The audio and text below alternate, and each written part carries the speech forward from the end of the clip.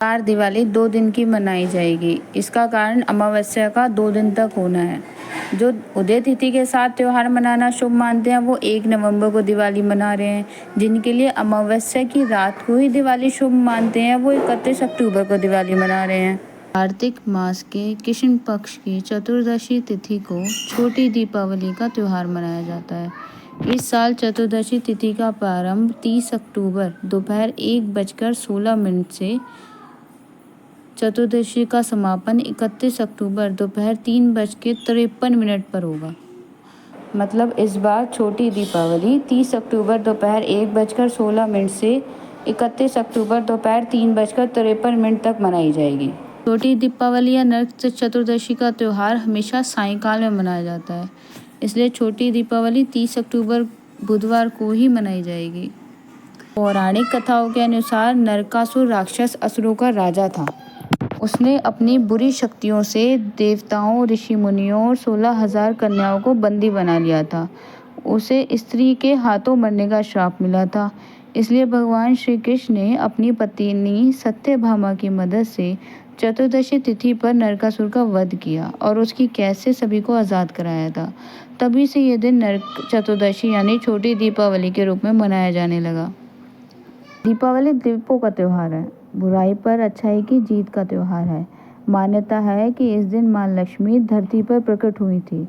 उनके स्वागत में दिए जलाए जाते हैं। दीपावली को लेकर यह भी मान्यता है कि इस दिन भगवान श्री राम 14 वर्षों का वनवास काटकर अयोध्या वापस लौटे थे।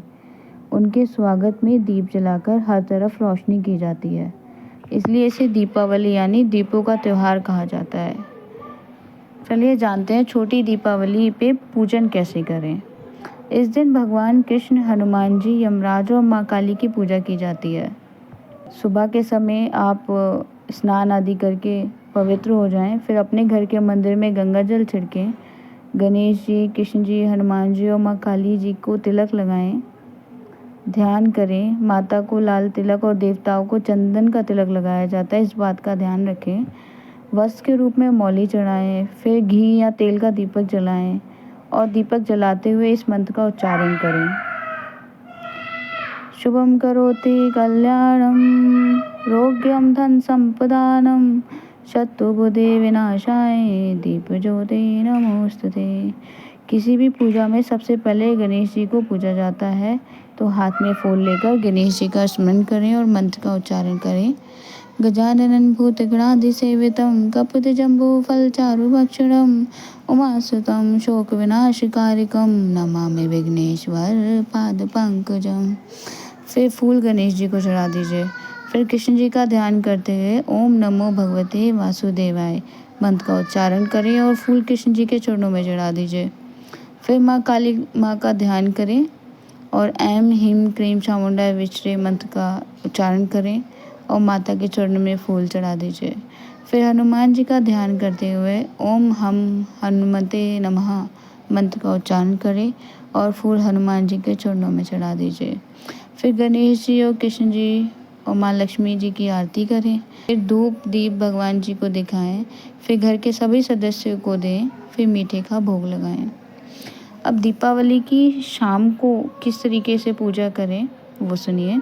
दीपावली के दिन शाम के समय तेल के 5 दिए जलाने चाहिए जो कि शुभ माने जाते हैं, जिसमें पहला दिया ऊंचे स्थान पर रखें। ऊंचा स्थान आपका मंदिर यदि ऊंचा है तो आप वहाँ रख दीजिए। दूसरा किचन में रखें। तीसरा पीपल के पेड़ पर रखें। चौथा पानी वाली जगह पर रखें और 5वां घर के मेन गेट पर रखें। इस दिन सूर्यास्त के बाद आटे का चौमुखा दिया जलाना ना भूलें। चौमुखा दिया यम का दिया कहा जाता है, जो कि घर के मेन गेट के बाहर दक्षिण दिशा की ओर रखा जाता है। दिया जलाते हुए हाथ जोड़कर मृत्यु के देवता भगवान यमराज से आने वाले वर्ष में मृत्यु और नकारात्मक ऊर्जाओं से आपके और आपके परिवार की सुरक्षा की कामना करें। आप जानते हैं बड़ी दीपावली की पूजा विधि। दीपावली की रात्रि में शुभ मुहूर्त में उत्तर पूर्व दिशा में लकड़ी की चौकी पर लाल कपड़ा बिछाएं। यदि मंदिर में पूजा करते हैं तो वहाँ लाल कपड़ा बिछा लें। फिर भगवान गणेश और लक्ष्मी जी को विराजित करें।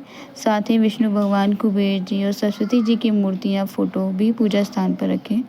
मिट्टी का बड़ा तेल का खंड दिया जलाएं और दिया जलाते हुए मंत्र का उच्चारण करें। शुभम करोति कल्याणम आरोग्यम धन संपदा शत्रु बुद्धि विनाशाय दीप ज्योति नमोस्तुते। गणेश जी पर पुष्प से गंगाजल छिड़कें, फिर तिलक लगाएं, चढ़ाएं, वस्त्र के रूप में मौली चढ़ाएं, फिर दुर्वा घास चढ़ाएं, धूप दीप दिखाएं। दुर्वा घास गणेश जी को अति प्रिय है, इसलिए इस दिन दुर्वा घास जरूर चढ़ाएं। फिर लक्ष्मी जी को गंगाजल छिड़कें, अक्षत चढ़ाएं, वस्त्र के रूप में मौली चढ़ाएं। कमल का फूल लक्ष्मी जी को अति प्रिय है, तो कमल का फूल ज़रूर चढ़ाएं लक्ष्मी जी को। धूप दीप दिखाएं। फिर सरस्वती माता को इसी प्रकार से करें, कुबेर जी को भी इसी प्रकार से करें। जब भी माँ लक्ष्मी की पूजा होती है, भगवान विष्णु भी साथ में होते हैं, तो भगवान विष्णु जी की भी ऐसे ही पूजा करें। फूल हाथ में लेकर गणेश जी का ध्यान करते हुए गणेश जी के मंत्र का उच्चारण करें। गजानन भूत गणाधि सेवितम कपित जम्बू फल चारु भक्षणम उमासुतम शोक विनाशकारिकम नमामि विघ्नेश्वर पाद पंकजम। फूल गणेश जी के चरणों में चढ़ा दें। इसी प्रकार माँ लक्ष्मी का ध्यान करें और मंत्र का उच्चारण करें। या देवी सर्वभूतेषु मातृ रूपेण संस्थिता, या देवी सर्वभूतेषु शक्ति रूपेण संस्थिता, या देवी सर्वभूतेषु बुद्धि रूपेण संस्थिता। नमस्तस्यै नमस्तस्यै नमस्तस्यै नमो नमः। ओम सर्वमंगल मांगल्ये शिवे सर्वार्थ साधिके शरण्ये त्र्यंबके गौरी नारायणी नमोस्तुते। फूल लक्ष्मी जी के चरणों में चढ़ा दीजिए। फिर विष्णु भगवान का ध्यान करते हुए इस मंत्र का उच्चारण करें। ओम नमो भगवते वासुदेवाय। फूल विष्णु जी के चरणों में चढ़ा दीजिए। अब कुबेर जी का ध्यान करते हुए इस मंत्र का उच्चारण करें। ओम यक्षाय कुबेराय वैष्णवाय धन धान्य दीपते धन धान्य समृद्धि में देहि धाप्य स्वाहा। फूल कुबेर जी के चरणों में चढ़ा दीजिए। अब माता सरस्वती का ध्यान करते हुए इस मंत्र का उच्चारण करें। ओम ऐं सरस्वते ऐं नमः। फूल सरस्वती जी के चरणों में चढ़ा दीजिए। इस दिन सोने चांदी के सिक्के भी तिलक लगाकर पूजा में रखे जाते हैं। फिर सभी भगवान की आरती करें।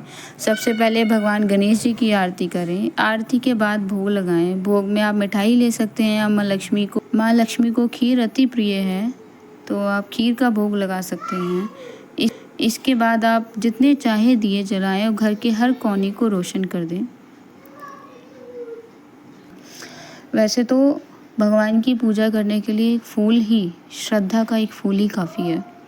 आप बस एक फूल हाथ में लें। अगर मंत्र का उच्चारण नहीं भी कर पा रहे हैं तो एक फूल हाथ में लें, मन ही मन प्रार्थना करें। जो भी आपको भगवान से प्रार्थना करनी है उनका शुक्रिया अदा ज़रूर करें कि जो भी अभी तक उन्होंने आपको दिया है उसके लिए शुक्राना करें। उसके बाद एक फूल जो आपने हाथ में लिया है वो उनके चरणों में चढ़ा दीजिए। भगवान आपकी श्रद्धा की, आपकी भक्ति के भूखे होते हैं। उन्हें ना तो किसी मंत्र की ज़रूरत होती है, ना ही उन्हें कोई अति प्रिय भोग की ज़रूरत होती है। ये अपनी अपनी श्रद्धा है। अगर आप कर सकें तो बहुत अच्छा, नहीं कर सकें तो सिर्फ श्रद्धा से एक फूल भी चढ़ा देंगे तो भी माँ को वो स्वीकार्य है। जय माँ लक्ष्मी।